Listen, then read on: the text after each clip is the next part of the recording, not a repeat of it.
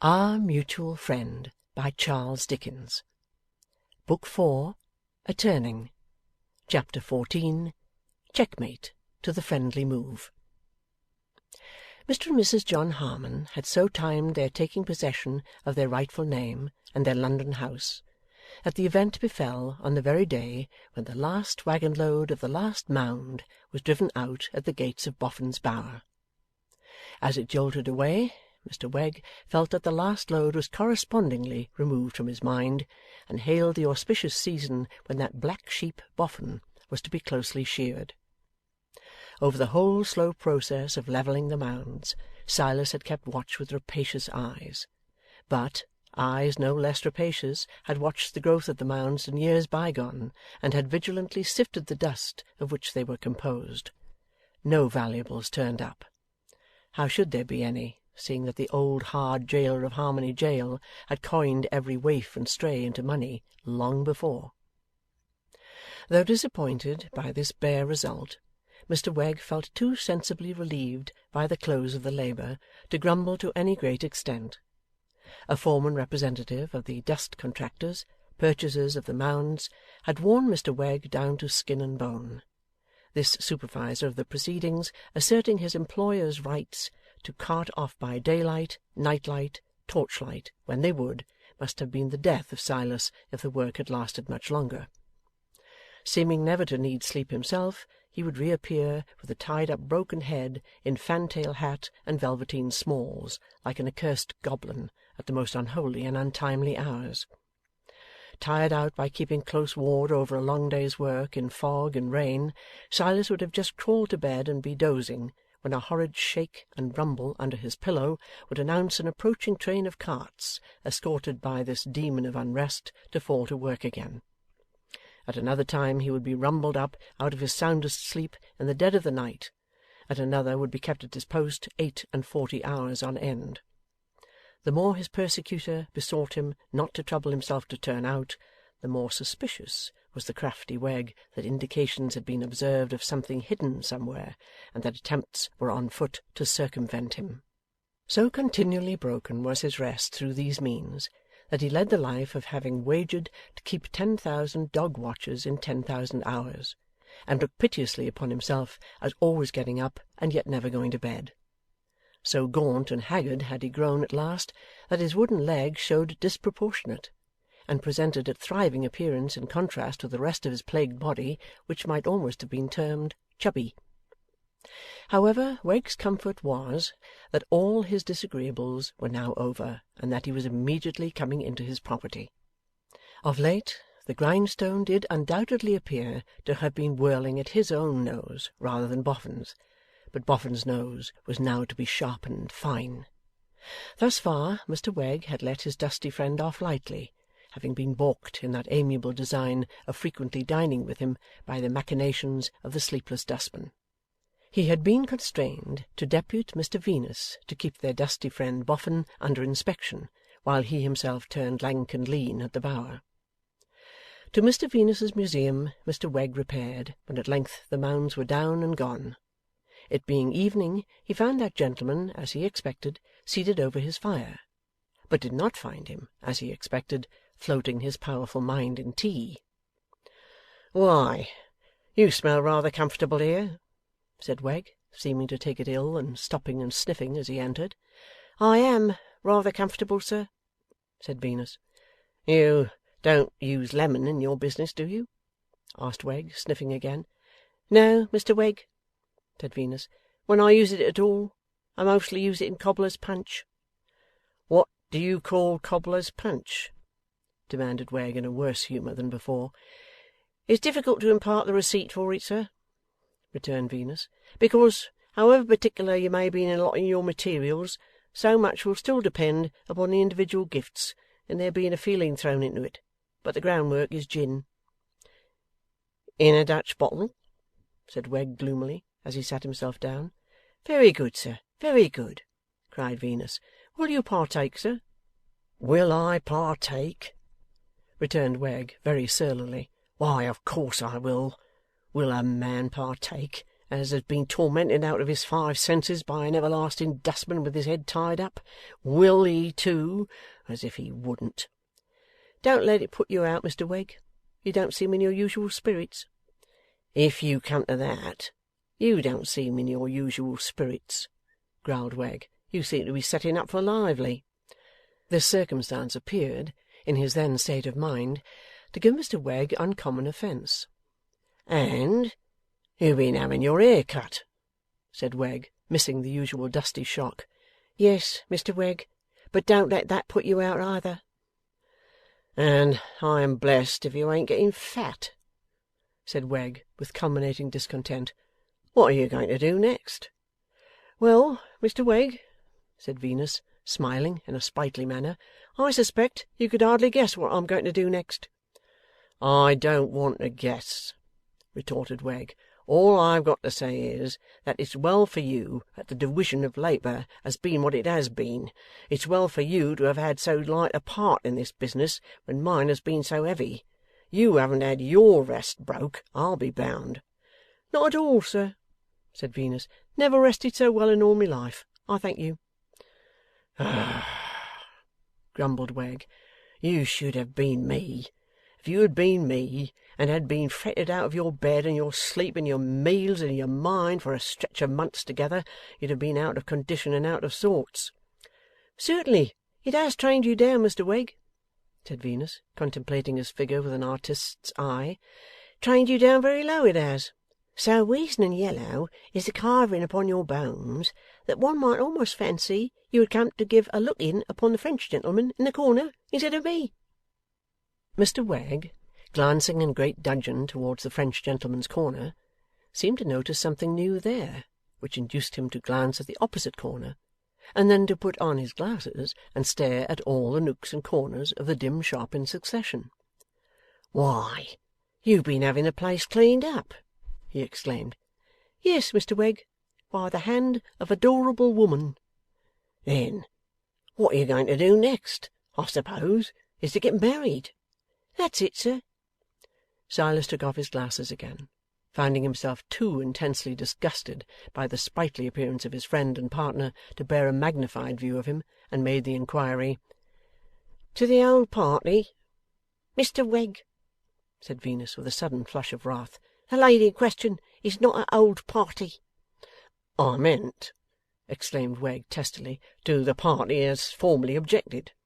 Mr Wegg, said Venus, in a case of so much delicacy, I must trouble you to say what you mean. There are strings that must not be played upon, no, sir, not sounded, unless in the most respectful and tuneful manner. Of such melodious strings is Miss Pleasant Riderhood formed. Then it is the lady as formerly objected, said Wegg. Sir, returned Venus with dignity, I accept the altered phrase. It is the lady as formerly objected. When is it to come off? Asked Silas. Mr Wegg, said Venus with another flush, I cannot permit it to be put in the form of a fight. I must temperately but firmly call upon you, sir, to amend that question. When is the lady, Wegg reluctantly demanded, constraining his ill temper in remembrance of the partnership and its stock in trade, are going to give her hand where she has already give her heart? Sir, returned Venus, I again accept the altered phrase, and with pleasure. The lady is a going to give her hand where she has already given her heart, next Monday. Then the lady's objection has been met, said Silas. Mr Wegg, said Venus, as I did name to you, I think, on a former occasion, if not on former occasions. On former occasions, interrupted Wegg. What, pursued Venus, what the nature of the lady's objection was, I may impart, without violating any of the tender confidences since sprung up between the lady and myself, how it has been met, through the kind interference of two good friends of mine, one previously acquainted with the lady and one not. The pint was thrown out, sir, by those two friends, when they did me the great service of waiting on the lady to try if a union betwixt the lady and me could not be brought to bear. The pint, I say, was thrown out by them, sir, whether, if, after marriage, I confine myself to the articulation of men, children, and the lower animals. It might not relieve the lady's mind of her feeling respecting being as a lady, regarded in a bony light. It was a happy thought, sir, and it took root.' 'It would seem, Mr Venus,' observed Wegg with a touch of distrust, 'that you are flash of friends.' 'Pretty well, sir,' that gentleman answered in a tone of placid mystery. 'So, sir. Pretty well.' 'However,' said Wegg, after eyeing him with another touch of distrust, 'I wish you joy. One man spends his fortune in one way, and another in another. You are going to try matrimony. I mean to try travelling.' 'Indeed, Mr Wegg?' 'Change of air, sea scenery, and my natural rest, I hope, may bring me round after the persecutions I have undergone from the dustman with his head tied up, which I just now mentioned. The tough job being ended and the Mounds laid low, the hour is come for Boffin to stump up. Would 10 tomorrow morning suit you, partner, for finally bringing Boffin's nose to the grindstone?' 10 tomorrow morning would quite suit Mr Venus for that excellent purpose. 'You have had him well under inspection, I hope?' said Silas. Mr Venus had had him under inspection pretty well every day. 'Suppose you was just to step round to-night, then, and give him orders from me, I say from me, because he knows I won't be played with, to be ready with his papers, his accounts, and his cash at that time in the morning,' said Wegg. 'And as a matter of form, which will be agreeable to your own feelings, before we go out, for I'll walk with you part of the way, though my leg gives under me with weariness, let's have a look at the stock in trade.' Mr Venus produced it, and it was perfectly correct. Mr Venus undertook to produce it again in the morning, and to keep tryst with Mr Wegg on Boffin's doorstep as the clock struck 10. At a certain point of the road between Clerkenwell and Boffin's house, Mr Wegg expressly insisted that there should be no prefix to the Golden Dustman's name. The partners separated for the night. It was a very bad night, to which succeeded a very bad morning. The streets were so unusually slushy, muddy, and miserable in the morning, that Wegg rode to the scene of action, arguing that a man who was, as it were, going to the bank to draw out a handsome property could well afford that trifling expense. Venus was punctual, and Wegg undertook to knock at the door and conduct the conference. Door knocked at, door opened. 'Boffin at home?' The servant replied that Mr Boffin was at home. 'He'll do,' said Wegg, 'though it ain't what I call him.' The servant inquired if they had any appointment. 'Now, I'll tell you what, young fellow,' said Wegg, 'I won't have it. This won't do for me. I don't want menials. I want Boffin.' They were shown into a waiting room, where the all-powerful Wegg wore his hat, and whistled, and with his forefinger stirred up a clock that stood upon the chimney-piece until he made it strike. In a few minutes they were shown upstairs into what used to be Boffin's room, which, besides the door of entrance, had folding doors in it to make it one of a suite of rooms when occasion required. Here Boffin was seated at a library table, and here Mr Wegg, having imperiously motioned the servant to withdraw, drew up a chair and seated himself, in his hat, close beside him. Here also Mr Wegg instantly underwent the remarkable experience of having his hat twitched off his head and thrown out of a window, which was opened and shut for the purpose. 'Be careful what insolent liberties you take in that gentleman's presence,' said the owner of the hand which had done this, 'or I will throw you after it.' Wegg involuntarily clapped his hand to his bare head, and stared at the secretary, for it was he addressed him with a severe countenance, and who had come in quietly by the folding doors. 'Oh!' said Wegg, as soon as he recovered his suspended power of speech. 'Very good. I gave directions for you to be dismissed, and you ain't gone, ain't you? Oh! We'll look into this presently. Very good. No, nor I ain't gone,' said another voice. Somebody else had come in quietly by the folding doors. Turning his head, Wegg beheld his persecutor, the ever-wakeful dustman, accoutred with fantail hat and velveteen smalls complete, who, untying his tied-up broken head, revealed a head that was whole, and a face that was Sloppy's. 'Ha ha ha, gentlemen!' roared Sloppy in a peal of laughter, and with immeasurable relish. 'He never thought as I could sleep standing, and often done it when I turned for Mrs Higden. He never thought as I used to give Mrs Higden the police news in different voices. But I did lead him a laugh all through it, gentlemen. I hope I really and truly did.' Here Mr Sloppy, opening his mouth to a quite alarming extent, and throwing back his head to peel again, revealed incalculable buttons. 'Oh!' said Wegg, slightly discomfited, but not much as yet. 'One and one is two. Not dismissed, is it? Boffin! Just let me ask a question. Who set this chap on in this dress when the carting began? Who employed this fellow? I say,' remonstrated Sloppy, jerking his head forward, 'no fellows, or I'll throw you out of window.' Mr Boffin appeased him with a wave of his hand, and said, 'I employed him, Wegg.' 'Oh! You employed him, Boffin? Very good.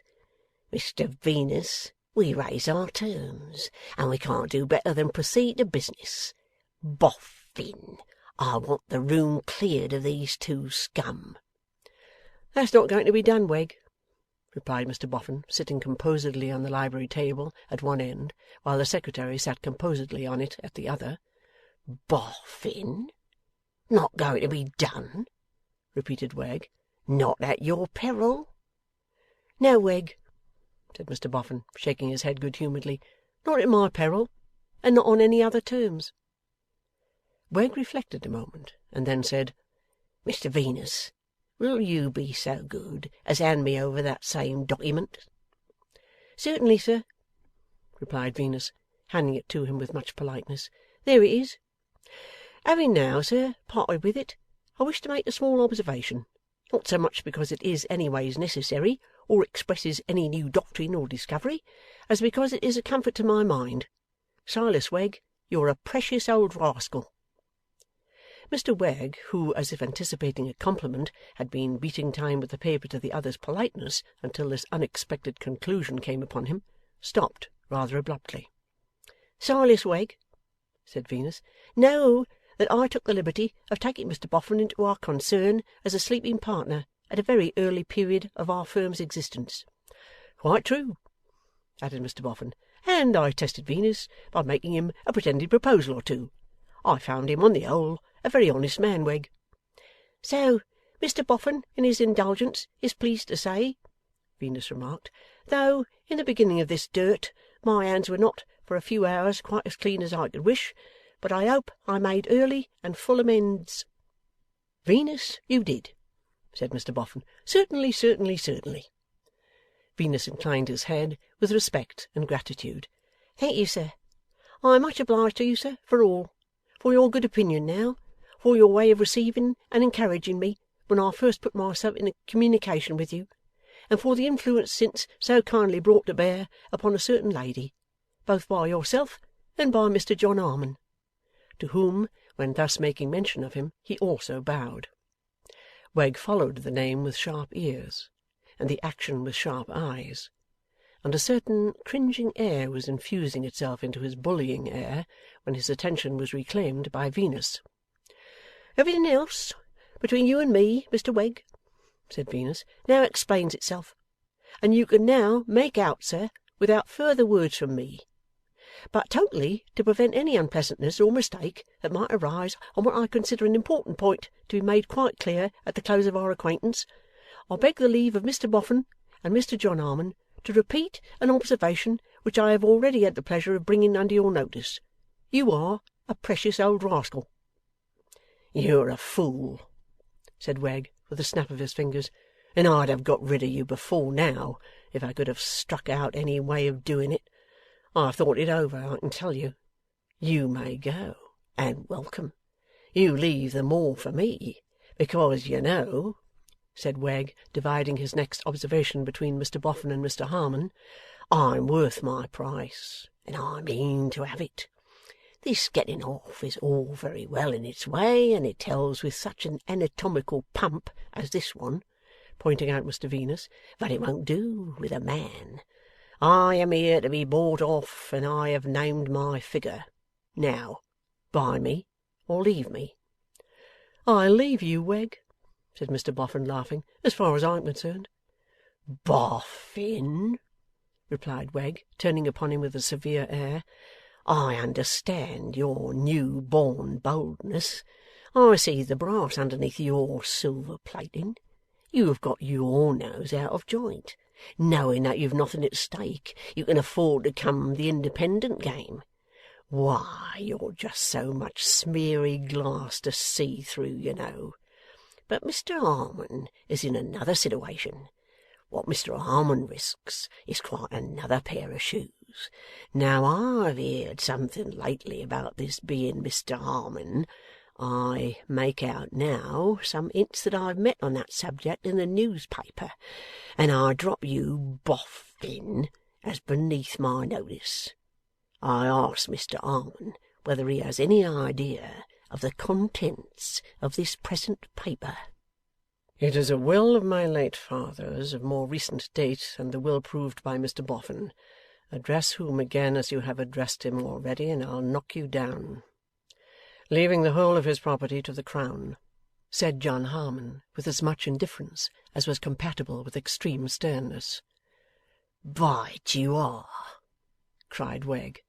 'Then,' screwing the weight of his body upon his wooden leg, and screwing his wooden head very much on one side, and screwing up one eye, 'then, I put the question to you, what's this paper worth?' 'Nothing,' said John Harmon. Wegg had repeated the word with a sneer, and was entering on some sarcastic retort, when, to his boundless amazement, he found himself gripped by the cravat, shaken until his teeth chattered, shoved back, staggering, into a corner of the room, and pinned there. 'You scoundrel!' said John Harmon, whose seafaring hold was like that of a vice. 'You're knocking my head against the wall,' urged Silas faintly. 'I mean to knock your head against the wall,' returned John Harmon, suiting his action to his words with the heartiest goodwill, 'and I give £1,000 for leave to knock your brains out. Listen, you scoundrel, and look at that Dutch bottle.' Sloppy held it up for his edification. 'That Dutch bottle, scoundrel, contained the latest will of the many wills made by my unhappy self-tormenting father. That will gives everything absolutely to my noble benefactor and yours, Mr Boffin, excluding and reviling me and my sister, then already dead of a broken heart, by name.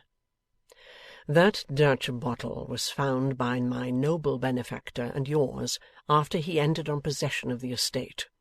That Dutch bottle distressed him beyond measure, because though I and my sister were both no more, it cast a slur upon our memory which he knew we had done nothing in our miserable youth to deserve. That Dutch bottle, therefore, he buried in the mound belonging to him, and there it lay while you thankless wretch, were prodding and poking, often very near it, I dare say.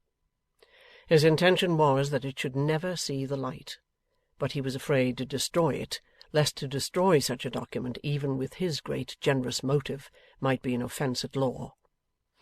After the discovery was made here who I was, Mr Boffin, still restless on the subject, told me upon certain conditions impossible for such a hound as you to appreciate, the secret of that Dutch bottle.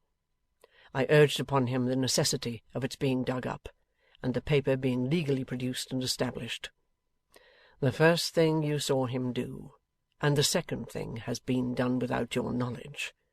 Consequently, the paper now rattling in your hand as I shake you, and I should like to shake the life out of you, is worth less than the rotten cork of the Dutch bottle. Do you understand?' Judging from the fallen countenance of Silas as his head wagged backwards and forwards in a most uncomfortable manner, he did understand. 'Now, scoundrel,' said John Harmon, taking another sailor-like turn on his cravat, and holding him in his corner at arm's length, 'I shall make 2 more short speeches to you, because I hope they will torment you. Your discovery was a genuine discovery, such as it was, for nobody had thought of looking into that place. Neither did we know you had made it, until Venus spoke to Mr Boffin, though I kept you under good observation from my first appearance here, and though Sloppy has long made it the chief occupation and delight of his life to attend you like your shadow. I tell you this, that you may know we knew enough of you to persuade Mr Boffin to let us lead you on, deluded to the last possible moment, in order that your disappointment might be the heaviest possible disappointment. That's the first short speech. Do you understand?' Here John Harmon assisted his comprehension with another shake.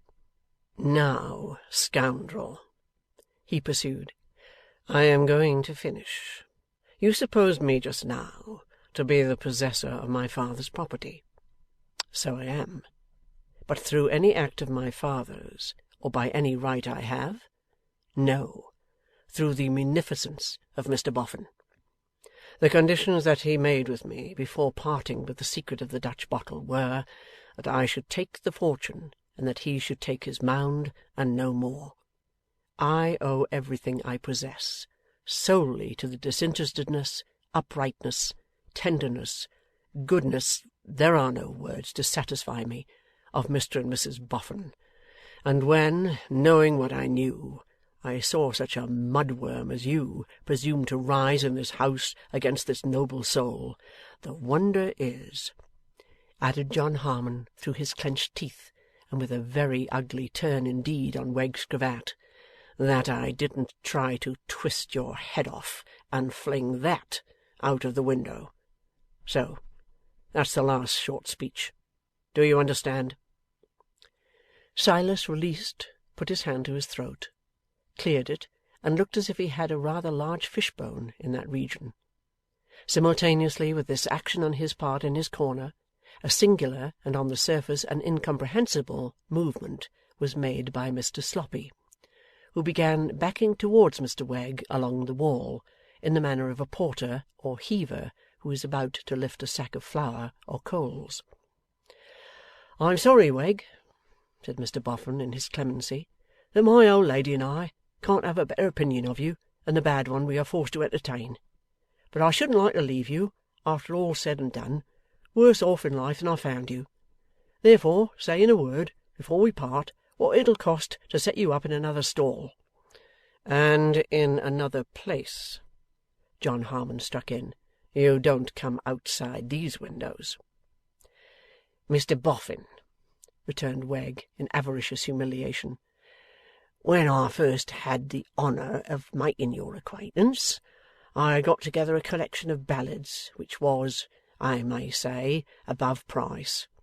'Then they can't be paid for,' said John Harmon, 'and you had better not try, my dear sir.'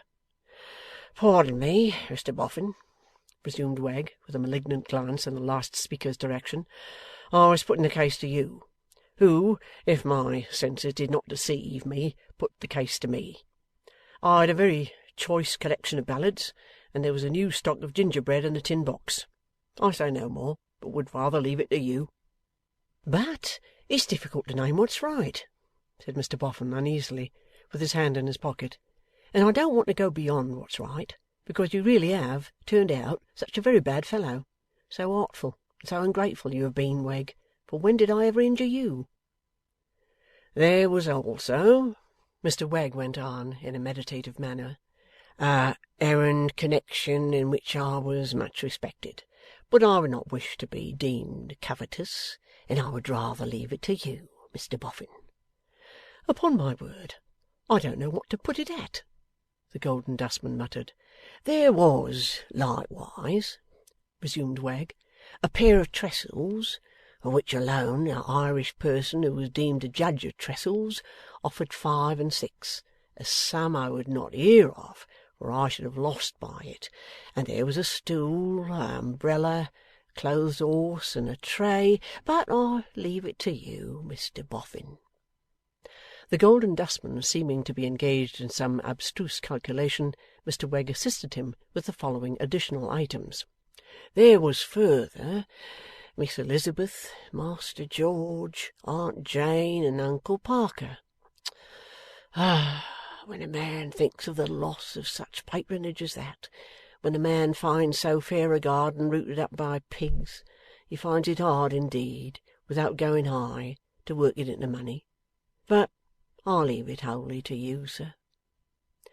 Mr Sloppy still continued his singular and on the surface his incomprehensible movement. 'Leading on has been mentioned,' said Wegg with a melancholy air, 'and it's not easy to say how far the tone of my mind may have been lowered by unwholesome reading on the subject of misers, when you was leading me and others on to think you was one yourself.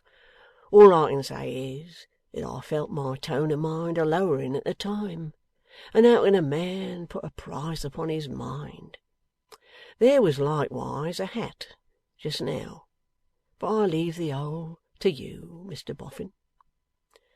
'Come,' said Mr Boffin, 'here's a couple of pound.' 'In justice to myself, I couldn't take it, sir.' The words were but out of his mouth when John Harmon lifted his finger, and Sloppy, who was now close to Wegg, backed to Wegg's back, stooped, grasped his coat collar behind with both hands, and deftly swung him up like the sack of flour or coals before mentioned. A countenance of special discontent and amazement Mr Wegg exhibited in this position, with his buttons almost as prominently on view as Sloppy's own, and with his wooden leg in a highly unaccommodating state. But not for many seconds was his countenance visible in the room, for Sloppy lightly trotted out with him and trotted down the staircase. Mr Venus attending to open the street door, Mr Sloppy's instructions had been to deposit his burden in the road. But, a scavenger's cart happening to stand unattended at the corner, with its little ladder planted against the wheel, Mr S. found it impossible to resist the temptation of shooting Mr Silas Wegg into the cart's contents. A somewhat difficult feat, achieved with great dexterity, and with a prodigious splash. End of Book 4, Chapter 14. Our Mutual Friend, by Charles Dickens. Book 4, A Turning. Chapter 15. What was caught in the traps that were set. How Bradley Headstone had been racked and riven in his mind since the quiet evening when by the river side he had risen, as it were, out of the ashes of the bargeman, none but he could have told. Not even he could have told, for such misery can only be felt. First he had to bear the combined weight of the knowledge of what he had done, of that haunting reproach that he might have done it so much better, and of the dread of discovery. This was load enough to crush him, and he laboured under it day and night. It was as heavy on him in his scanty sleep as in his red-eyed waking hours. It bore him down with a dread unchanging monotony, in which there was not a moment's variety. The overweighted beast of burden, or the overweighted slave, can for certain instants shift the physical load and find some slight respite even in enforcing additional pain upon such a set of muscles or such a limb. Not even that poor mockery of relief could the wretched man obtain, under the steady pressure of the infernal atmosphere into which he had entered. Time went by, and no visible suspicion dogged him. Time went by, and in such public accounts of the attack as were renewed at intervals, he began to see Mr Lightwood, who acted as lawyer for the injured man, straying further from the fact, going wider of the issue, and evidently slackening in his zeal. By degrees, a glimmering of the cause of this began to break on Bradley's sight. Then came the chance meeting with Mr Milvey at the railway station, where he often lingered in his leisure hours, as a place where any fresh news of his deed would be circulated, or any placard referring to it would be posted. And then he saw in the light what he had brought about. For, then he saw that through his desperate attempt to separate those two for ever, he had been made the means of uniting them. That he had dipped his hands in blood to mark himself a miserable fool and tool. Yet Eugene Wrayburn, for his wife's sake, set him aside and left him to crawl along his blasted course. He thought of fate, or Providence, or be the directing power what it might, as having put a fraud upon him, overreached him, and in his impotent mad rage bit and tore and had his fit. New assurance of the truth came upon him in the next few following days, when it was put forth how the wounded man had been married on his bed, and to whom, and how, though always in a dangerous condition, he was a shade better. Bradley would far rather have been seized for his murder than he would have read that passage, knowing himself spared, and knowing why. But, not to be still further defrauded and overreached, which he would be, if implicated by Riderhood, and punished by the law for his abject failure as though it had been a success, he kept close in his school during the day, ventured out warily at night, and went no more to the railway station. He examined the advertisements in the newspapers for any sign that Riderhood acted on his hinted threat of so summoning him to renew their acquaintance, but found none. Having paid him handsomely for the support and accommodation he had had at the Lock House, and knowing him to be a very ignorant man who could not write, he began to doubt whether he was to be feared at all, or whether they need ever meet again. All this time his mind was never off the rack, and his raging sense of having been made to fling himself across the chasm which divided those two, and bridge it over for their coming together, never cooled down. This horrible condition brought on other fits. He could not have said how many, or when, but he saw in the faces of his pupils that they had seen him in that state, and that they were possessed by a dread of his relapsing. One winter day, when a slight fall of snow was feathering the sills and frames of the schoolroom windows, he stood at his blackboard, crayon in hand, about to commence with a class, when, reading in the countenances of those boys that there was something wrong, and that they seemed in alarm for him, he turned his eyes to the door towards which they faced. He then saw a slouching man of forbidding appearance standing in the midst of the school with a bundle under his arm, and saw that it was Riderhood. He sat down on a stool which one of his boys put for him, and he had a passing knowledge that he was in danger of falling, and that his face was becoming distorted, but the fit went off for that time, and he wiped his mouth and stood up again. "Beg your pardon, Governor, by your leave," said Riderhood, knuckling his forehead with a chuckle and a leer. "What place may this be?" "This is a school." "Where your young folks learns what's right?" said Riderhood, gravely nodding. "Beg your pardon, Governor, by your leave, but who teaches this school?" "I do." "You're the master, are you, learned Governor?" "Yes, I am the master." "And a lovely thing it must be," said Riderhood, "for to learn young folks what's right, and for to know what they know what you do it. Beg your pardon, learned Governor, by your leave, that there blackboard, what's it for?" "It is for drawing on, or writing on." "Is it though?" said Riderhood. "Who'd have thought it, from the looks on it? Would you be so kind as write your name upon it, learned Governor?" in a wheedling tone. Bradley hesitated for a moment, but placed his usual signature enlarged upon the board. "I ain't a learnt character myself," said Riderhood, surveying the class, "but I do admire learning in others. I should dearly like to hear these here young folks read that there name off from the writing." The arms of the class went up. At the miserable master's nod, the shrill chorus arose. Bradley Headstone. "No!"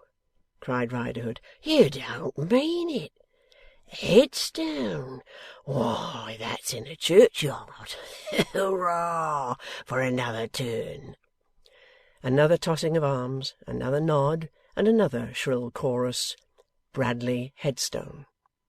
'I've got it now,' said Riderhood, after tentatively listening and internally repeating. 'Bradley.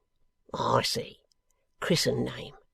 Bradley, similar to Roger, which is my own. Eh? Family name, Headstone, similar to Riderhood, which is my own. Eh?' Shrill chorus. Yes. 'Might you be acquainted, learned governor,' said Riderhood, 'with a person of about your own height and breadth, and what would pull down in the scale about your own weight, answering to a name sounding somewhat like T'otherest?' With a desperation in him that made him perfectly quiet, though his jaw was heavily squared, with his eyes upon Riderhood, and with traces of quickened breathing in his nostrils, the schoolmaster replied, in a suppressed voice, after a pause: 'I think I know the man you mean.' 'I thought you knowed the man I mean, learned governor. I want the man.' With a half glance around him at his pupils, Bradley returned: 'Do you suppose he is here?' 'Begging your pardon, learned governor, and by your leave,' said Riderhood, with a laugh, 'how could I suppose he's here, when there's nobody here but you and me and these young lambs what you're a-learning on? But he is most excellent company, that man, and I want him to come and see me at my lock, up the river.' 'I'll tell him so.' 'Do you think he'll come?' asked Riderhood. 'I'm sure he will.' 'Having got your word for him,' said Riderhood, 'I shall count upon him. Perhaps you'd so fur obleege me, learned governor, as tell him that if he don't come precious soon, I'll look him up.' 'He shall know it.' 'Thankee. As I says a while ago,' pursued Riderhood, changing his hoarse tone, and leering round upon the class again, 'though not a learned character in my own self, I do admire learning in others, to be sure. Being here, and having met with your kind attention, master, might I, afore I go, ask a question of these here young lambs of yourn?' 'If it is in the way of school,' said Bradley, always sustaining his dark look at the other, and speaking in his suppressed voice, 'you may.' 'Oh! It's in the way of school!' cried Riderhood. 'I'll pound it, master, to be in the way of school. What's the diwisions of water, my lambs? What sorts of water is there on the land?' Shrill chorus. Seas, rivers, lakes, and ponds. 'Seas, rivers, lakes, and ponds,' said Riderhood. 'They've got all a lot, master. Blowed if I shouldn't have left out lakes, never having clapped eyes upon one, to my knowledge. Seas, rivers, lakes, and ponds. What is it, lambs, as they catches in seas, rivers, lakes, and ponds?' Shrill chorus, with some contempt for the ease of the question. 'Fish.' 'Good again,' said Riderhood. 'But what else is it, my lambs, as they sometimes catches in rivers?' Chorus at a loss. One shrill voice. 'Weed.' 'Good again,' cried Riderhood. 'But it ain't weed neither. You'll never guess, my dears. What is it besides fish, as they sometimes catches in rivers? Well, I'll tell you. It's suits of clothes.' Bradley's face changed. 'Leastways, lambs,' said Riderhood, observing him out of the corners of his eyes, 'that's what I my own self sometimes catches in rivers, for strike me blind, my lambs, if I didn't catch in a river the wery bundle under my arm.' The class looked at the master, as if appealing from the irregular entrapment of this mode of examination. The master looked at the examiner as if he would have torn him to pieces. "I ask your pardon, learned governor," said Riderhood, smearing his sleeve across his mouth as he laughed with a relish. "'Tain't fair to the lambs, I know. It was a bit of fun of mine. But upon my soul I drawed this here bundle out of a river. It's a bargeman's suit of clothes. You see, it had been sunk there by the man as wore it, and I got it up." "How do you know it was sunk by the man who wore it?" asked Bradley. "'Cause I see him do it," said Riderhood. They looked at each other. Bradley, slowly withdrawing his eyes, turned his face to the blackboard, and slowly wiped his name out. "A heap of thanks, master," said Riderhood, "for bestowing so much of your time, and of the lambs' time, upon a man that hasn't got no other recommendation to you than being a honest man. Wishing to see at my lock up the river the person as we've spoke of, and as you've answered for, I takes me leave of the lambs and of their learned governor both." With those words he slouched out of the school, leaving the master to get through his weary work as he might, and leaving the whispering pupils to observe the master's face until he fell into the fit which had been long impending. The next day but one was Saturday and a holiday. Bradley rose early, and set out on foot for Plashwater Weir Mill Lock. He rose so early that it was not yet light when he began his journey. Before extinguishing the candle by which he had dressed himself, he made a little parcel of his decent silver watch and its decent guard, and wrote inside the paper, "Kindly take care of these for me." He then addressed the parcel to Miss Peecher, and left it on the most protected corner of the little seat in her little porch. It was a cold, hard, easterly morning when he latched the garden gate and turned away. The light snowfall which had feathered his schoolroom windows on the Thursday still lingered in the air, and was falling white while the wind blew black. The tardy day did not appear until he had been on foot 2 hours, and had traversed a greater part of London from east to west. Such breakfast as he had, he took at the comfortless public house, where he had parted from Riderhood on the occasion of their night walk. He took it, standing at the littered bar, and looked loweringly at a man who stood where Riderhood had stood that early morning. He outwalked the short day, and was on the towing path by the river, somewhat footsore, when the night closed in. Still 2 or 3 miles short of the lock, he slackened his pace then, but went steadily on. The ground was now covered with snow, though thinly, and there were floating lumps of ice in the more exposed parts of the river, and broken sheets of ice under the shelter of the banks. He took heed of nothing but the ice, the snow, and the distance, until he saw a light ahead, which he knew gleamed from the lock-house window. It arrested his steps, and he looked all round. The ice, and the snow, and he, and the one light had absolute possession of the dreary scene. In the distance before him lay the place where he had struck the worse than useless blows that mocked him with Lizzie's presence there as Eugene's wife.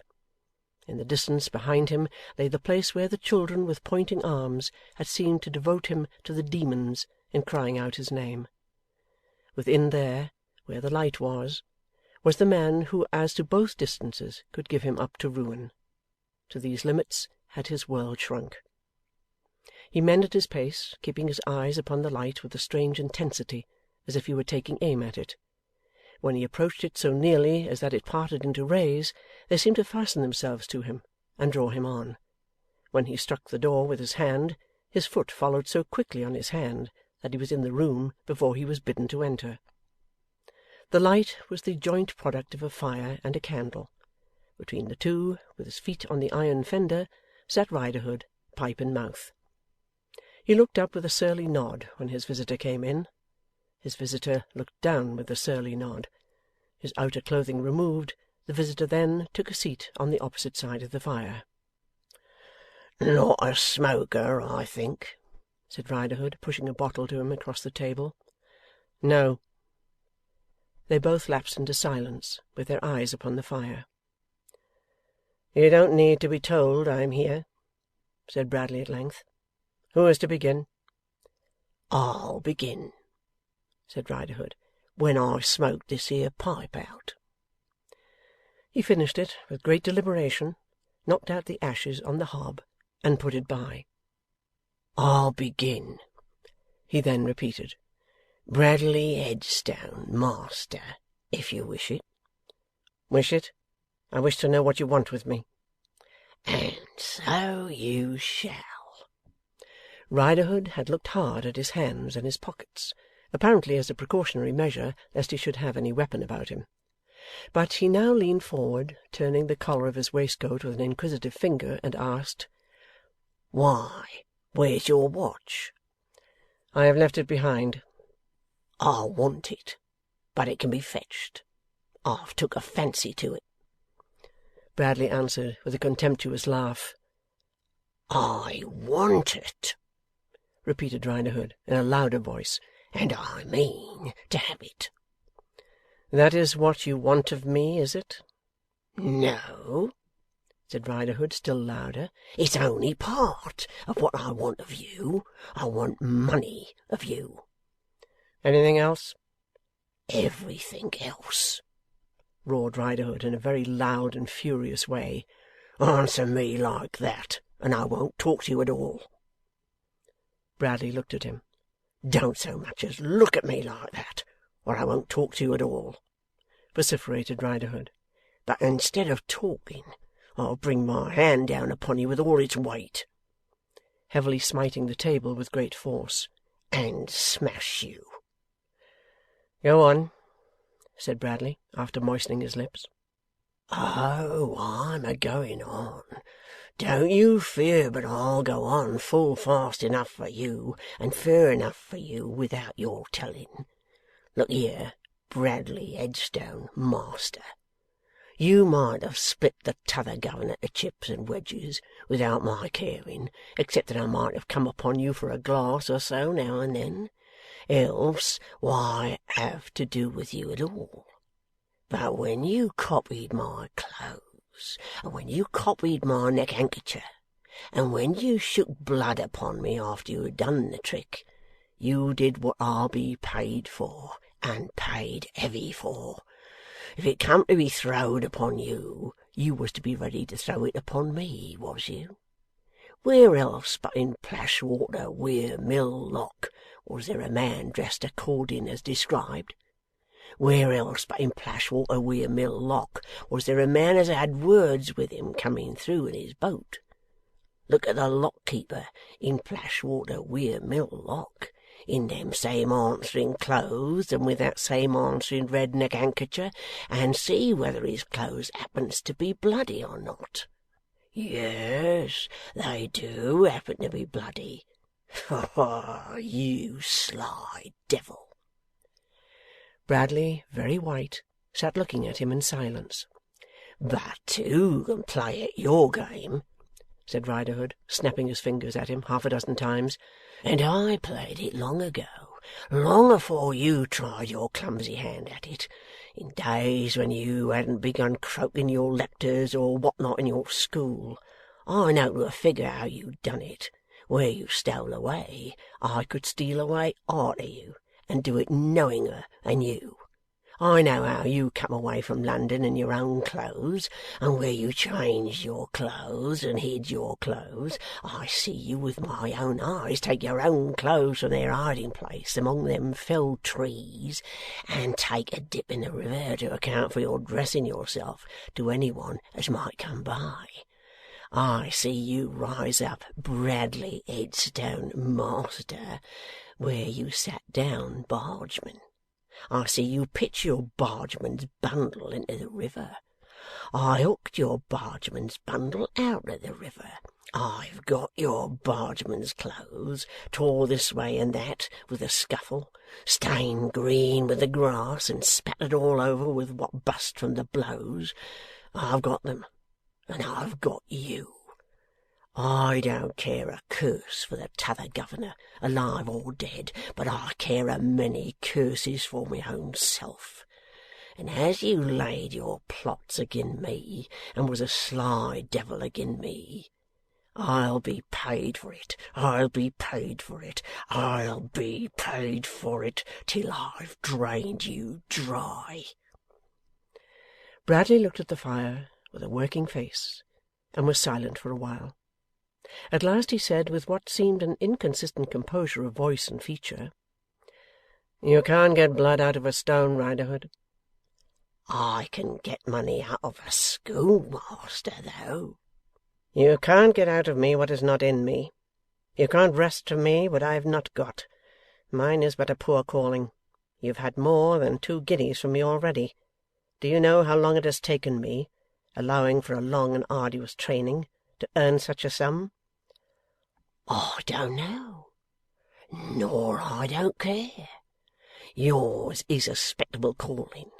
To save your 'spectability, it's worth your while to pawn every article of clothes you've got, sell every stick in your house, and beg and borrow every penny you can get trusted with. When you've done that, and handed over, I'll leave you, not afore.' 'How do you mean, you'll leave me?' 'I mean as I'll keep you company, wherever you go. When you go away from here, let the lock take care of itself. I'll take care of you once I've got you.' Bradley again looked at the fire. Eyeing him aside, Riderhood took up his pipe, refilled it, lighted it, and sat smoking. Bradley leaned his elbows on his knees and his head upon his hands, and looked at the fire with a most intent abstraction. 'Riderhood,' he said, raising himself in his chair after a long silence, and drawing out his purse and putting it on the table, 'say I part with this, which is all the money I have. Say I let you have my watch. Say that every quarter, when I draw my salary, I pay you a certain portion of it.' 'Say nothink of the sort,' retorted Riderhood, shaking his head as he smoked. 'You've got away once, and I won't run the chance again. I've had trouble enough to find you, and shouldn't have found you if I hadn't seen you slipping along the street overnight, and watched you till you was safe housed. I'll have one settlement with you, for good and all.' 'Riderhood, I am a man who has lived a retired life. I have no resources beyond myself. I have absolutely no friends.' 'That's a lie,' said Riderhood. 'You've got one friend as I knows of. One as is good for a savings bank book, or I'm a blue monkey.' Bradley's face darkened, and his hand slowly closed on the purse and drew it back, as he sat listening for what the other should go on to say. 'I went into the wrong shop first, last Thursday,' said Riderhood. 'Found myself among the young ladies, by George! Over the young ladies I see a missus. That missus is sweet enough upon you, master, to sell herself up, slap, to get you out of trouble. Make her do it, then.' Bradley stared at him so very suddenly that Riderhood, not quite knowing how to take it, affected to be occupied with the encircling smoke from his pipe, fanning it away with his hand, and blowing it off. 'You spoke to the mistress, did you?' inquired Bradley, with that former composure of voice and feature that seemed inconsistent, and with averted eyes. 'Poof! Yes,' said Riderhood, withdrawing his attention from the smoke. 'I spoke to her. I didn't say much to her. She was put in a fluster by my dropping in among the young ladies. I never did sit up for a ladies' man. And she took me into her parlour to hope as there was nothink wrong. I tells her, oh no, nothink wrong, the master's my wery good friend. But I see how the land laid, and that she was comfortable off.' Bradley put the purse in his pocket, grasped his left wrist with his right hand, and sat rigidly contemplating the fire. 'She couldn't live more handy to you than she does,' said Riderhood. 'And when I goes home with you, as of course I am a-going, I recommend you to clean her out without loss of time. You can marry her arter you and me have come to a settlement. She's nice looking, and I know you can't be keeping company with no one else, having been so lately disapp'inted in another quarter.' Not one other word did Bradley utter all that night. Not once did he change his attitude or loosen his hold upon his wrist. Rigid before the fire, as if it were a charmed flame that was turning him old, he sat, with the dark lines deepening in his face, its stare becoming more and more haggard, its surface turning whiter and whiter, as if it were being overspread with ashes, and the very texture and colour of his hair degenerating. Not until the late daylight made the window transparent did this decaying statue move. Then it slowly arose and sat in the window looking out. Riderhood had kept his chair all night. In the earlier part of the night he had muttered twice or thrice that it was bitter cold, or that the fire burnt fast, when he got up to mend it. But as he could elicit from his companion neither sound nor movement, he had afterwards held his peace. He was making some disorderly preparations for coffee, when Bradley came from the window and put on his outer coat and hat. 'Hadn't us better have a bit of breakfast afore we start?' said Riderhood. 'It ain't good to freeze a empty stomach, master.' Without a sign to show that he heard, Bradley walked out of the Lock-house. Catching up from the table a piece of bread, and taking his bargeman's bundle under his arm, Riderhood immediately followed him. Bradley turned towards London. Riderhood caught him up, and walked at his side. The two men trudged on, side by side, in silence, full 3 miles. Suddenly, Bradley turned to retrace his course. Instantly, Riderhood turned likewise, and they went back, side by side. Bradley re-entered the Lock-house. So did Riderhood. Bradley sat down in the window. Riderhood warmed himself at the fire. After an hour or more, Bradley abruptly got up again, and again went out, but this time turned the other way. Riderhood was close after him, caught him up in a few paces, and walked at his side. This time, as before, when he found his attendant not to be shaken off, Bradley suddenly turned back. This time, as before, Riderhood turned back along with him. But not this time, as before, did they go into the Lock-house, for Bradley came to a stand on the snow-covered turf by the lock, looking up the river and down the river. Navigation was impeded by the frost, and the scene was a mere white and yellow desert. 'Come, come, master,' urged Riderhood at his side. 'This is a dry game, and where's the good of it? You can't get rid of me, except by coming to a settlement. I'm a-going along with you, wherever you go.' Without a word of reply, Bradley passed quickly from him over the wooden bridge on the lock gates. 'Why, there's even less sense in this move than t'other,' said Riderhood, following. 'The weir's there, and you'll have to come back, you know.' Without taking the least notice, Bradley leaned his body against a post in a resting attitude, and there rested with his eyes cast down. 'Being broad here,' said Riderhood gruffly, 'I'll turn it to some use by changing me gates.' With a rattle and a rush of water, he then swung to the lock gates that were standing open before opening the others, so both sets of gates were, for the moment, closed. 'You better by far be reasonable, Bradley Headstone, master,' said Riderhood, passing him, 'or I'll drain you all the drier for it when we do settle. Ah, would you?' Bradley had caught him round the body. He seemed to be girdled with an iron ring. They were on the brink of the lock, about midway between the two sets of gates. 'Let go,' said Riderhood, 'or I'll get me knife out and slash you wherever I can cut you. Let go.' Bradley was drawing to the lock edge. Riderhood was drawing away from it. It was a strong grapple and a fierce struggle, arm and leg. Bradley got him round with his back to the lock, and still worked him backward. 'Let go,' said Riderhood. 'Stop! What are you trying at? You can't drown me. Ain't I told you that the man as has come through drowning can never be drowned? I can't be drowned.' 'I can be,' returned Bradley in a desperate clenched voice. 'I am resolved to be. I'll hold you living, and I'll hold you dead. Come down.' Riderhood went over into the smooth pit backward, and Bradley Headstone upon him. When the two were found, lying under the ooze and scum behind one of the rotting gates. Riderhood's hold had relaxed, probably in falling, and his eyes were staring upwards. But he was girdled still with Bradley's iron ring, and the rivets of the iron ring held tight. End of Book 4, Chapter 15. Our Mutual Friend, by Charles Dickens. Book 4, A Turning. Chapter 16, Persons and Things in General.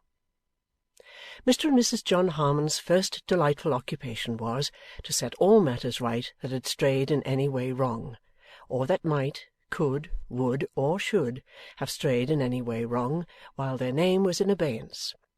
In tracing out affairs for which John's fictitious death was to be considered in any way responsible, they used a very broad and free construction, regarding, for instance, the doll's dressmaker as having a claim on their protection because of her association with Mrs. Eugene Wrayburn, and because of Mrs. Eugene's old association, in her turn, with the dark side of the story. It followed that the old man, Riah, as a good and serviceable friend to both, was not to be disclaimed, nor even Mr. Inspector, as having been trepanned into an industrious hunt on a false scent.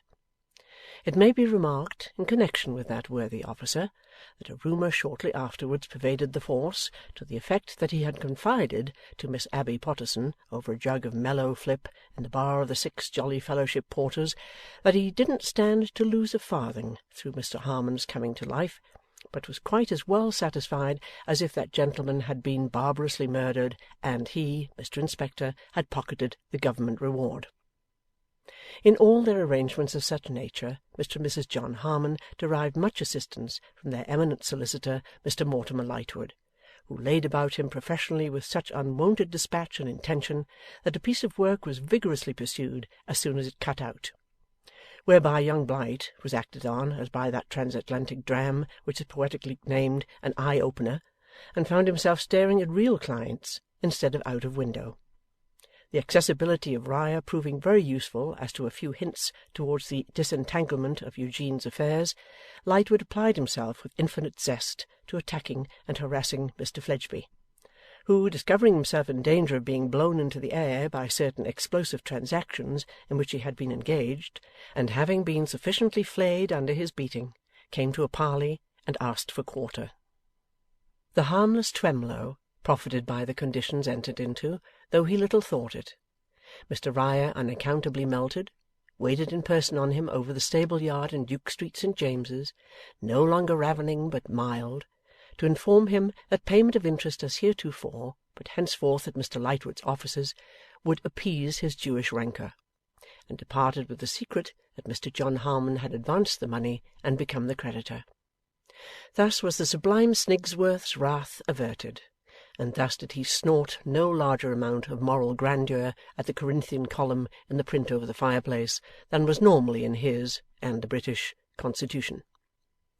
Mrs. Wilfer's first visit to the Mendicant's Bride, the new abode of mendicancy, was a grand event.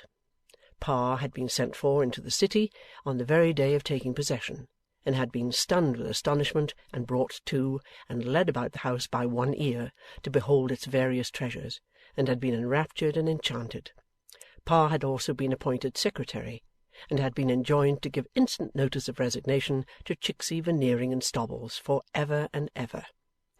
But Ma came later, and came, as was her due, in state. The carriage was sent for Ma, who entered it with a bearing worthy of the occasion, accompanied rather than supported by Miss Lavinia, who altogether declined to recognize the maternal majesty. Mr. George Sampson meekly followed. He was received in the vehicle by Mrs. Wilfer, as if admitted to the honour of assisting at a funeral in the family, and she then issued the order, "Onward!" to the Mendicant's menial. "I wish to goodness, Ma," said Lavvy, throwing herself back among the cushions with her arms crossed, "that you'd loll a little." "How?" repeated Mrs. Wilfer. "Loll?" "Yes, Ma." "I hope," said the impressive lady, "I am incapable of it." I am sure you look so, Ma. But why one should go out to dine with one's own daughter or sister as if one's underpetticoat was a blackboard, I do not understand.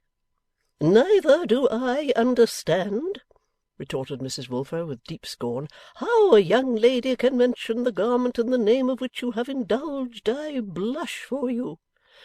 Thank you, Ma, said Lavvy, yawning, but I can do it for myself. I'm obliged to you when there's any occasion.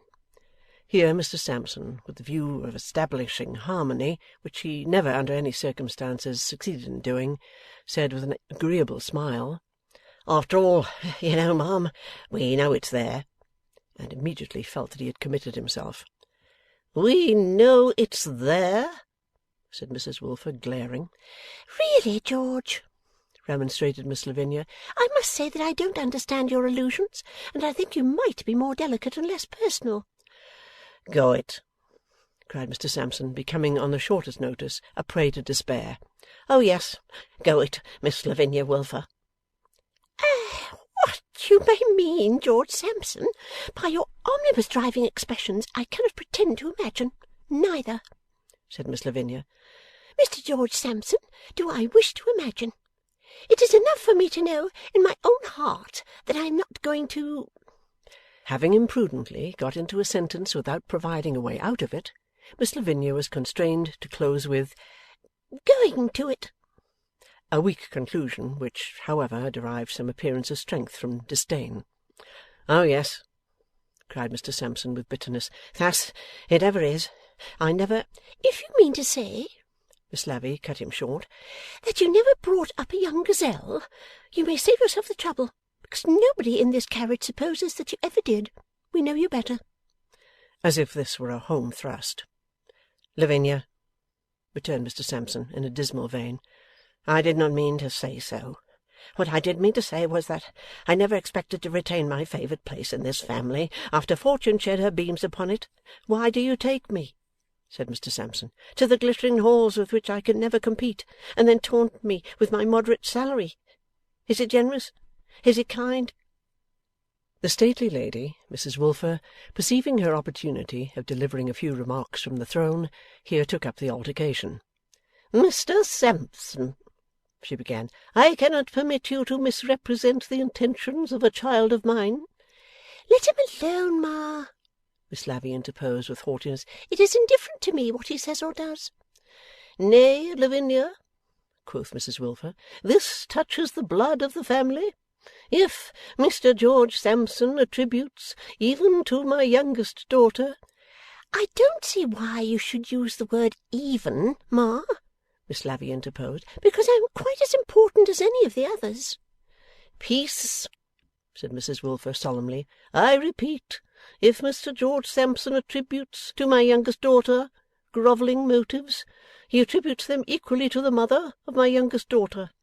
That mother repudiates them and demands of Mr George Sampson, as a youth of honour, what he would have. I may be mistaken, nothing is more likely, but Mr George Sampson," proceeded Mrs Wilfer, majestically waving her gloves, "appears to me to be seated in a first-class equipage. Mr George Sampson appears to me to be on his way, by his own admission, to a residence that may be termed palatial. Mr George Sampson appears to me to be invited to participate in the—shall I say the elevation which has descended on the family with which he is ambitious? Shall I say to mingle? Whence, then, this tone on Mr Sampson's part?" "It is only, ma'am," Mr Sampson explained, in exceedingly low spirits, "because, in a pecuniary sense, I am painfully conscious of my unworthiness. Lavinia is now highly connected. Can I hope that she will still remain the same Lavinia as of old? And is it not pardonable if I feel sensitive when I see a disposition on her part to take me up short?" If you are not satisfied with your position, sir, observed Miss Lavinia with much politeness, we can set you down at any turning you may please to indicate to my sister's coachman. "Dearest Lavinia," urged Mr Sampson pathetically, "I adore you." "Then, if you can't do it in a more agreeable manner," returned the young lady, "I wish you wouldn't." "I also," pursued Mr Sampson, "respect you, ma'am, To an extent which must ever be below your merits, I am well aware, but still up to an uncommon mark.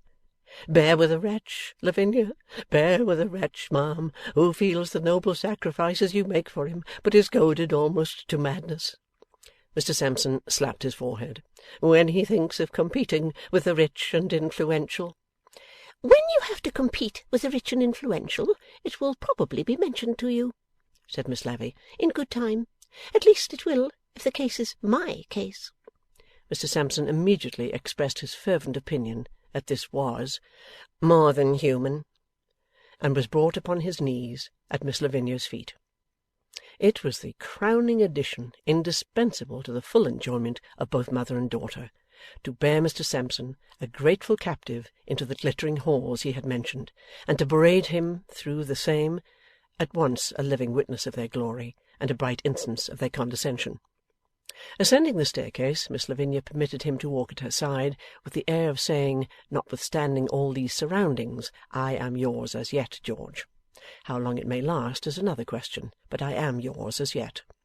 She also benignantly intimated to him, aloud, the nature of the objects upon which he looked, and to which he was unaccustomed, as 'exotics, George, an aviary, George, an ormolu clock, George,' and the like, while through the whole of the decorations Mrs Wilfer led the way with the bearing of a savage chief, who would feel himself compromised by manifesting the slightest token of surprise or admiration.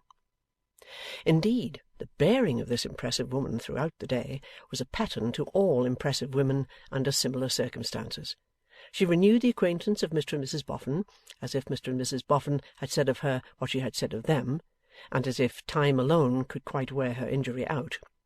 She regarded every servant who approached her as her sworn enemy, expressly intending to offer her affronts with the dishes, and to pour forth outrages on her moral feelings from the decanters. She sat erect at the table, on the right hand of her son-in-law, as half suspecting poison in the viands, and as bearing up with native force of character against other deadly ambushes. Her carriage towards Bella was as a carriage towards a young lady of good position whom she had met in society a few years ago. Even when, slightly thawing under the influence of sparkling champagne, she related to her son-in-law some passages of domestic interest concerning her papa, she infused into the narrative such arctic suggestions of her having been an unappreciated blessing to mankind since her papa's days, and also of that gentleman's having been a frosty impersonation of a frosty race, as struck cold to the very soles of the feet of the hearers. The Inexhaustible being produced, staring and evidently intending a weak and washy smile shortly, no sooner beheld her than it was stricken spasmodic and inconsolable. When she took her leave at last, it would have been hard to say whether it was with the air of going to the scaffold herself, or of leaving the inmates of the house for immediate execution. Yet John Harmon enjoyed it all merrily, and told his wife, when he and she were alone, that her natural ways had never seemed so dearly natural as beside this foil, and that although he did not dispute her being her father's daughter, he should ever remain steadfast in the faith that she could not be her mother's. This visit was, as has been said, a grand event. Another event, not grand but deemed in the house a special one, occurred at about the same period, and this was the first interview between Mr Sloppy and Miss Wren. The doll's dressmaker being at work for the Inexhaustible upon a full-dressed doll some 2 sizes larger than that young person, Mr Sloppy undertook to call for it, and did so. 'Come in, sir,' said Miss Wren, who was working at her bench. 'And who might you be?' Mr Sloppy introduced himself by name and buttons. 'Oh, indeed!' cried Jenny. 'I've been looking forward to knowing you. I heard of your distinguishing yourself.' 'Did you, miss?' grinned Sloppy. 'I'm sure I'm glad to hear it, but I don't know how.' 'Pitching somebody into a mud cart,' said Miss Wren. 'Oh, that way!' cried Sloppy. 'Yes, miss,' and threw back his head and laughed. 'Bless us!' exclaimed Miss Wren with a start. 'Don't open your mouth as wide as that, young man, or it'll catch so, and not shut again some day.' Mr Sloppy opened it, if possible, wider, and kept it open until his laugh was out. 'Why, you're like the giant,' said Miss Wren. "When he came home in the land of Beanstalk and wanted Jack for supper." "Was he good looking, miss?" asked Sloppy. "No," said Miss Wren. "ugly." Her visitor glanced round the room, which had many comforts in it now that had not been in it before, and said, "This is a pretty place, miss." "Glad you think so, sir," returned Miss Wren. "And what do you think of me?"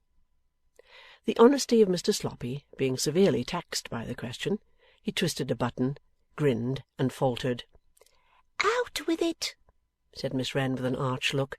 "Don't you think me a queer little comicality?" In shaking her head at him after asking the question, she shook her hair down. "Oh!" cried Sloppy in a burst of admiration. "What a lot! And what a colour!"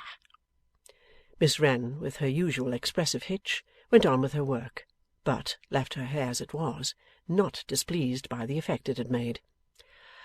"You don't live here alone, do you, miss?" asked Sloppy.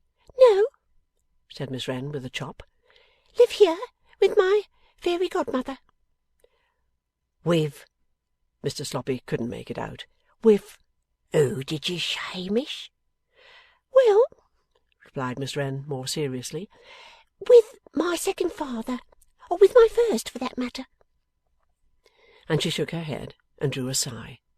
"If you had known a poor child I used to have here," she added, "you'd have understood me. But you didn't, and you can't. All the better."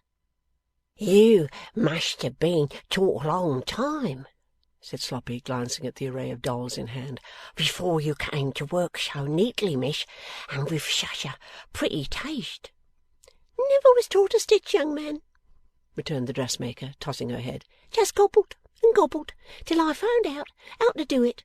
Badly enough at first, but better now." "And here have I," said Sloppy, in something of a self-reproachful tone, "been a-learning and a-learning, and here has Mr Boffin been a-paying and paying ever so long." "I've heard what your trade is," observed Miss Wren. "It's cabinet making." Mr Sloppy nodded. "Now that the Mounds is done with, it is. I'll tell you what, miss, I should like to make you something." "Much obliged. But what?" "I could make you," said Sloppy, surveying the room, "I could make you a handy set of nests to lay the dolls in, or I could make you a handy little set of drawers to keep your silks and your threads and scraps in, or I could turn you a rare handle for that crutch stick if it belongs to him you call your father." "It belongs to me," returned the little creature, with a quick flush of her face and neck. "I am lame." Poor Sloppy flushed too, for there was an instinctive delicacy behind his buttons, and his own hand had struck it. He said, perhaps the best thing in the way of amends that could be said. "I'm very glad it's yours, because I'd rather ornament it for you than for anyone else. Please, may I look at it?" Miss Wren was in the act of handing it to him over the bench, when she paused. "But you had better see me use it," she said sharply. "This is the way. Hoppity kickety, peg peg peg. Not pretty, is it?"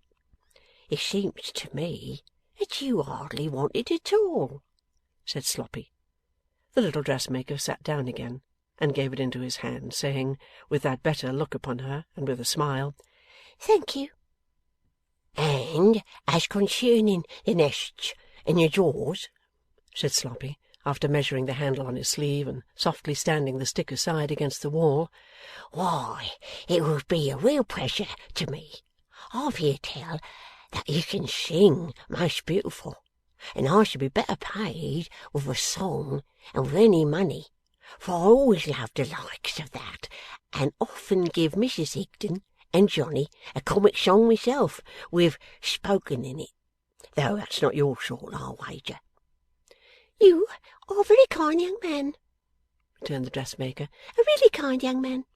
I accept your offer. I suppose he won't mind," she added as an afterthought, shrugging her shoulders. "And if he does, he may." "Meaning Him that you call your father, miss?' asked Sloppy. 'No, no,' replied Mr N. 'Him, him, him.' 'Him, repeated Sloppy, staring about as if for him. 'Him who is coming to court and marry me,' returned Miss Wren. 'Dear me, how slow you are!' 'Oh, him!' said Sloppy, and seemed to turn thoughtful and a little troubled. 'I never thought of him. When is he coming, miss?' 'What a question!' cried Miss Wren. 'How should I know?' 'Where is he coming from, miss?' 'Why, goodness gracious, how can I tell? He is coming from somewhere or other, I suppose, and he is coming some day or other, I suppose. I don't know any more about him at present.' This tickled Mr Sloppy as an extraordinarily good joke, and he threw back his head and laughed with measureless enjoyment. At the sight of him laughing in that absurd way, the doll's dressmaker laughed very heartily indeed, so they both laughed till they were tired. 'There,' said Miss Wren. 'For goodness' sake, stop, Giant, or I shall be swallowed up alive before I know it. And at this minute you haven't said what you've come for.' 'I have come for little Miss Harmonses doll,' said Sloppy. 'I thought as much,' remarked Miss Wren. 'And here is little Miss Harmonses doll waiting for you. She's folded up in silver paper, you see, as if she was wrapped from head to foot in new banknotes. Take care of her, and there's my hand, and thank you again.' 'I'll take more care of her than if she was a gold image,' said Sloppy, 'and there's both my hands, miss, and I'll soon come back again.' But the greatest event of all in the new life of Mr and Mrs John Harmon was a visit from Mr and Mrs Eugene Wrayburn. Sadly wan and worn was the once gallant Eugene, and walked resting on his wife's arm and leaning heavily upon a stick. But he was daily growing stronger and better, and it was declared by the medical attendants that he might not be much disfigured by and by.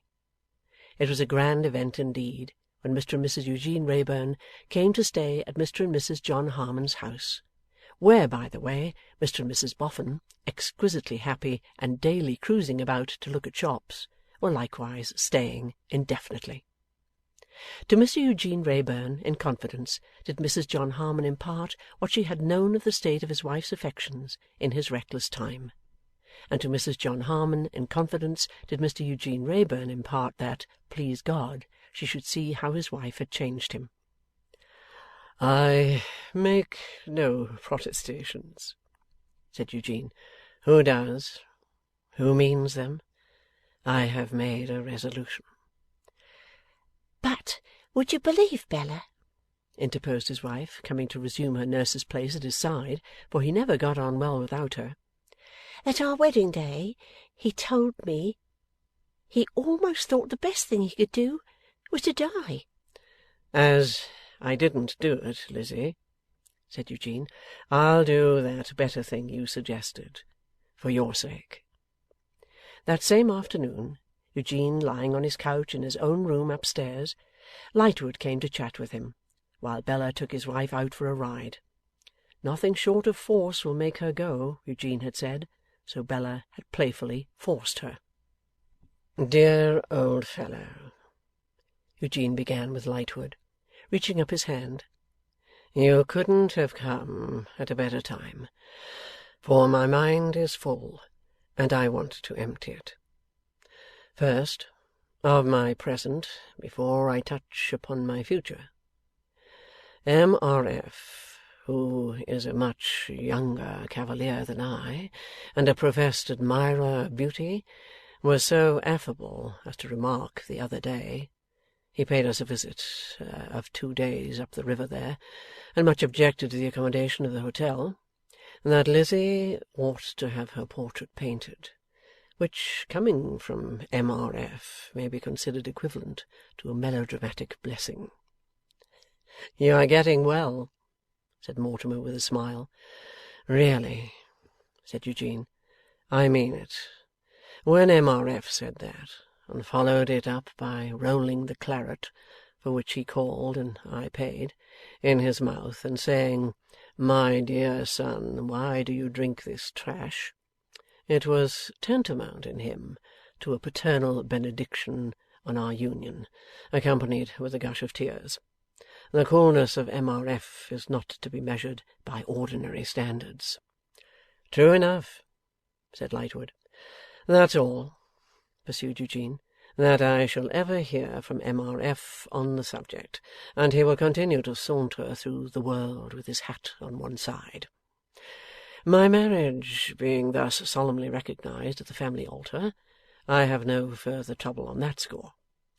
Next, you really have done wonders for me, Mortimer, in easing my money perplexities, and with such a guardian and steward beside me as the preserver of my life. I am hardly strong yet, you see, for I am not man enough to refer to her without a trembling voice. She is so inexpressibly dear to me, Mortimer. The little that I can call my own will be more than it ever has been. It need be more, for you know what it always has been in my hands. Nothing. Worse than nothing, I fancy, Eugene. My own small income, I devoutly wish that my grandfather had left it to the ocean rather than to me, has been an effective something in the way of preventing me from turning to at anything, and I think yours has been much the same." "There spake the voice of wisdom," said Eugene. "We are shepherds both. In turning to, at last, we turn to in earnest. Let us say no more of that for a few years to come. Now, I have an idea, Mortimer, of taking myself and my wife to one of the colonies, and working at my vocation there." "I should be lost without you, Eugene, but you may be right." "No," said Eugene emphatically. "Not right. Wrong." He said it with such a lively, almost angry flash, that Mortimer showed himself greatly surprised. "You think this thumped head of mine is excited?" Eugene went on with a high look. "Not so. Believe me. I can say to you of the healthful music of my pulse what Hamlet said of his. My blood is up, but wholesomely up, when I think of it. Tell me, shall I turn coward to Lizzie, and sneak away with her, as if I were ashamed of her? Where would your friend's part in this world be, Mortimer, if she had turned coward to him, and on a measurably better occasion?" "Honourable and staunch," said Lightwood. "And yet, Eugene—" "And yet, what, Mortimer?" "And yet, are you sure that you might not feel, for her sake, I say for her sake, any slight coldness towards her on the part of society?" "Oh, you and I may well stumble at the word," returned Eugene, laughing. "Do we mean our Tippins?" "Perhaps we do," said Mortimer, laughing also.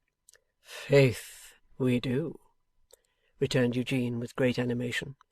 "We may hide behind the bush and beat about it, but we do. Now, my wife is something nearer to my heart, Mortimer, than Tippins is, and I owe her a little more than I owe to Tippins, and I am rather prouder of her than I ever was of Tippins. Therefore, I will fight it out to the last gasp, with her and for her, here in the open field. When I hide her, or strike for her, faint-heartedly, in a hole or a corner, do you, whom I love next best upon earth, tell me what I shall most righteously deserve to be told: that she would have done well to turn me over with her foot that night, when I lay bleeding to death, and spat in my dastard face." The glow that shone upon him as he spoke the words so irradiated his features that he looked for the time as though he had never been mutilated. His friend responded as Eugene would have had him respond, and they discoursed of the future until Lizzie came back. After resuming her place at his side, and tenderly touching his hands on his head, she said, "Eugene, dear, you made me go out, but I ought to have stayed with you, You're more flushed than you have been for many days. What have you been doing?' 'Nothing,' replied Eugene, 'but looking forward to your coming back.' 'And talking to Mr Lightwood,' said Lizzie, turning to him with a smile. 'But it cannot have been society that disturbed you?' 'Faith, my dear love,' retorted Eugene in his old airy manner, as he laughed and kissed her, 'I rather think it was society, though.' The word ran so much in Mortimer Lightwood's thoughts as he went home to the Temple that night, that he resolved to take a look at society, which he had not seen for a considerable period. End of Book 4, Chapter 16. Our Mutual Friend, by Charles Dickens. Book 4, A Turning. Chapter 17, The Voice of Society. Behoves Mortimer Lightwood, therefore, to answer a dinner card from Mr and Mrs Veneering, requesting the honour, and to signify that Mr Mortimer Lightwood will be happy to have the other honour. The Veneerings have been, as usual, indefatigably dealing dinner cards to society, and whoever desires to take a hand had best be quick about it, for it is written in the books of the insolvent Fates that Veneering shall make a resounding smash next week. Yes, having found out the clue to that great mystery how people can contrive to live beyond their means, and having overjobbed his jobberies as legislator, deputed to the universe by the pure electors of Pocket Breaches, it shall come to pass next week that Veneering will accept the Chiltern Hundreds, that the legal gentleman in Britannia's confidence will again accept the Pocket Breaches thousands, and that the Veneerings will retire to Calais, there to live on Mrs Veneering's diamonds, in which Mr Veneering, as a good husband, has from time to time invested considerable sums.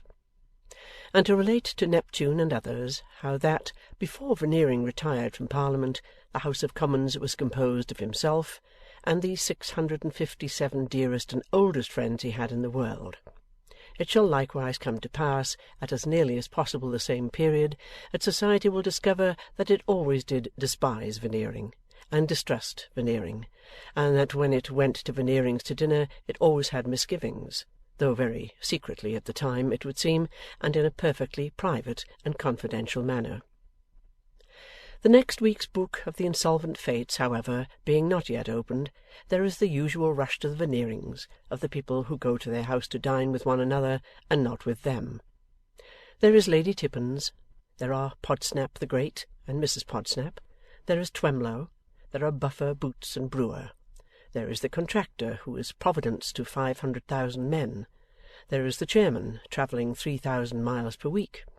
There is the brilliant genius, who turned the shares into that remarkably exact sum of £375,000, no shillings and no pence. To whom add Mortimer Lightwood, coming in among them with a resumption of his old languid air, founded on Eugene, and belonging to the days when he told the story of the man from somewhere. That fresh fairy, Tippins, all but screams at sight of her false swain. She summons the deserter to her with her fan, but the deserter, predetermined not to come, talks Britain with Podsnap. Podsnap always talks Britain, and talks as if he were a sort of private watchman employed in the British interests against the rest of the world. "We know what Russia means, sir," says Podsnap. "We know what France wants. We see what America is up to.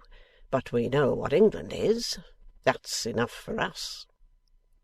However, when dinner is served, and Lightwood drops into his old place over against Lady Tippins, she can be fended off no longer. "Long banished Robinson Crusoe," says the charmer, exchanging salutations, "how did you leave the island?" "Thank you," says Lightwood. "It made no complaint of being in pain anywhere." "Say, how did you leave the savages?" asks Lady Tippins. "They were becoming civilized when I left Juan Fernandez," says Lightwood. "At least they were eating one another, which looked like it."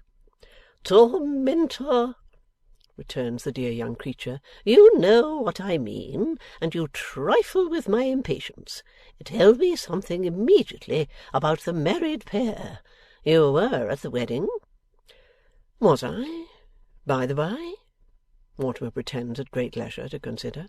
"Oh, so I was." "How was the bride dressed? In rowing costume?" Mortimer looks gloomy and declines to answer. "I hope she steered herself, skiffed herself, paddled herself, larboarded and starboarded herself, or whatever the technical term may be, to the ceremony," proceeds the playful Tippins. "However she got to it, she graced it," says Mortimer. Lady Tippins, with a skittish little scream, attracts the general attention. "Graced it! Take care of me if I faint, Veneering. He means to tell us that a horrid female waterman is graceful." "Pardon me, I mean to tell you nothing, Lady Tippins," replies Lightwood, and keeps his word by eating his dinner with a show of the utmost indifference. "You shall not escape me in this way, you morose backwoodsman," retorts Lady Tippins. "You shall not evade the question to screen your friend Eugene, who has made this exhibition of himself. The knowledge shall be brought home to you that such a ridiculous affair is condemned by the voice of society. My dear Mrs. Veneering, do let us resolve ourselves into a committee of the whole house on the subject." Mrs. Veneering, always charmed by this rattling sylph, cries, "Oh, yes, do let us resolve ourselves into a committee of the whole house. So delicious." Veneering says, "As many as are of that opinion say aye. Contrary, no. The ayes have it." But nobody takes the slightest notice of this joke. "Now, I am chairwoman of committees," cries Lady Tippins. "What spirits she has!" exclaims Mrs. Veneering, to whom likewise nobody attends. "And this," pursues the sprightly one, "is a committee of the whole house to, what you may call it, elicit, I suppose, the voice of society. The question before the committee is, whether a young man of very fair family, good appearance, and some talent, makes a fool or a wise man of himself in marrying a female waterman turned factory girl." "Hardly so, I think," the stubborn Mortimer strikes in. "I take the question to be, whether such a man as you describe, Lady Tippins, does right or wrong in marrying a brave woman, I say nothing of her beauty, who has saved his life with a wonderful energy and address, whom he knows to be virtuous, and possessed of remarkable qualities, whom he has long admired, and who is deeply attached to him." "But, excuse me," says Podsnap, with his temper and his shirt collar about equally rumpled, "was this young woman ever a female waterman?" "Never. But she sometimes rowed in a boat with her father, I believe." General sensation against the young woman. Brewer shakes his head, Boots shakes his head, Buffer shakes his head. "And now, Mr. Lightwood, was she ever," pursues Podsnap, with his indignation rising high into those hairbrushes of his, "a factory girl?" "Never. But she had some employment in a paper mill, I believe." General sensation repeated. Brewer says, "Oh dear." Boots says, "Oh dear." Buffer says, "Oh dear," all in a rumbling tone of protest. "Then all I have to say is this," returns Podsnap, putting the thing away with his right arm, "that my gorge rises against such a marriage, that it offends and disgusts me, that it makes me sick, and that I desire to know no more about it." "Now I wonder," thinks Mortimer, amused, "whether you are the voice of society." "Hear, hear, hear!" cries Lady Tippins. "Your opinion of this mesalliance, honourable colleagues of the honourable member who has just sat down?"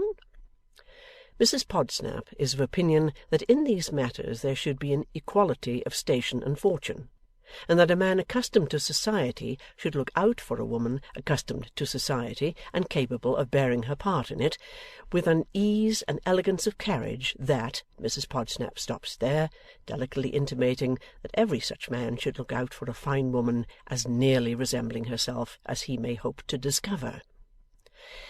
Now I wonder, thinks Mortimer, whether you are the voice. Lady Tippins next canvasses the contractor of 500,000 power. It appears to this potentate that what the man in question should have done would have been to buy the young woman a boat and a small annuity, and set her up for herself.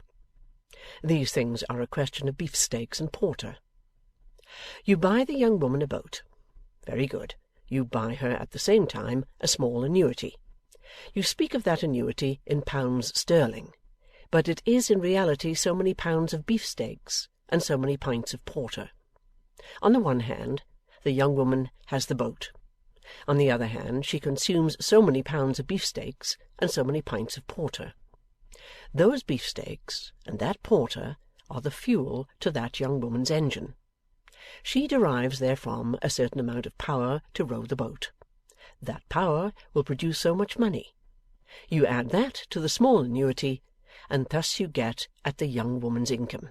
That, it seems to the contractor, is the way of looking at it. The fair enslaver having fallen into one of her gentle sleeps during the last exposition, nobody likes to wake her. Fortunately, she comes awake of herself, and puts the question to the wandering chairman. The wanderer can only speak of the case as if it were his own.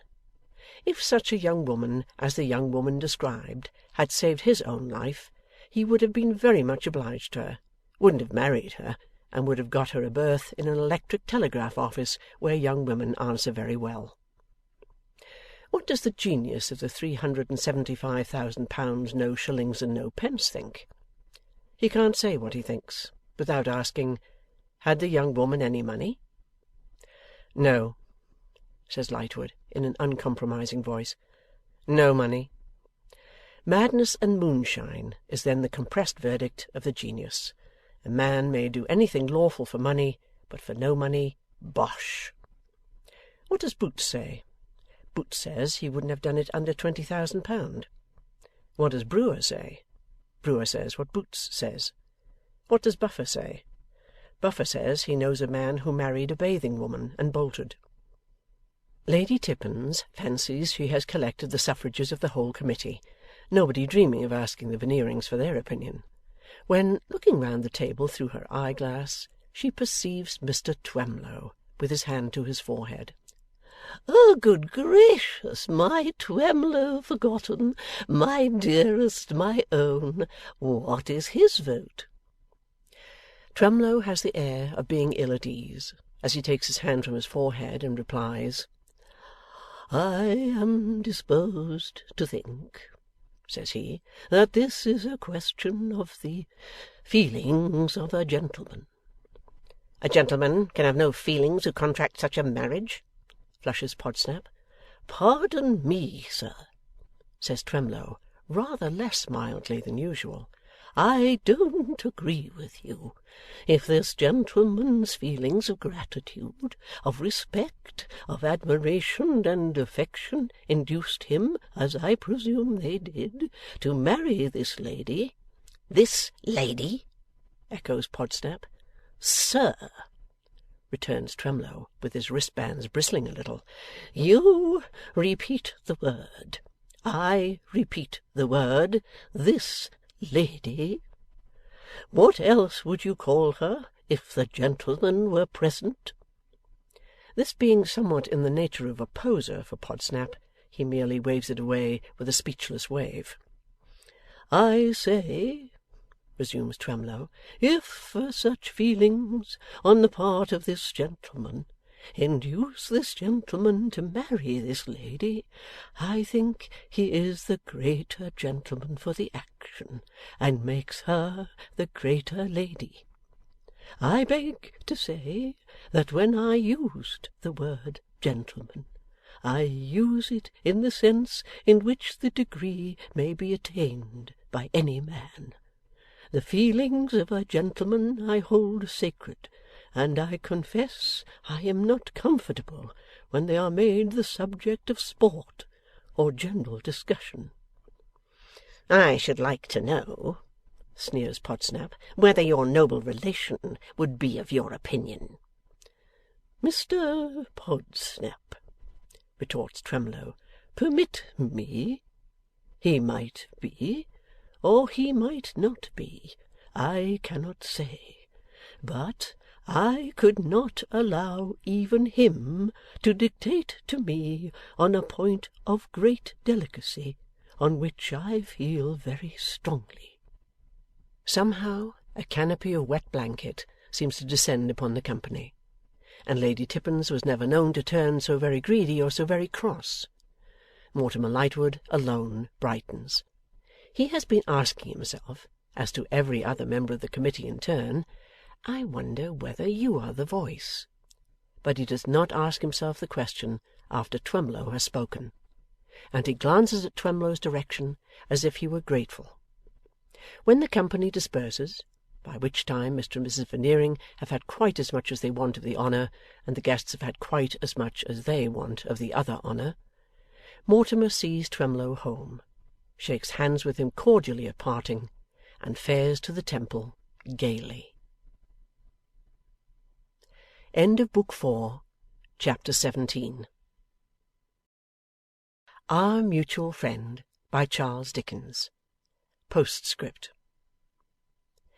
When I devised this story, I foresaw the likelihood that a class of readers and commentators would suppose that I was at great pains to conceal exactly what I was at great pains to suggest, namely, that Mr John Harmon was not slain, and that Mr John Rokesmith was he.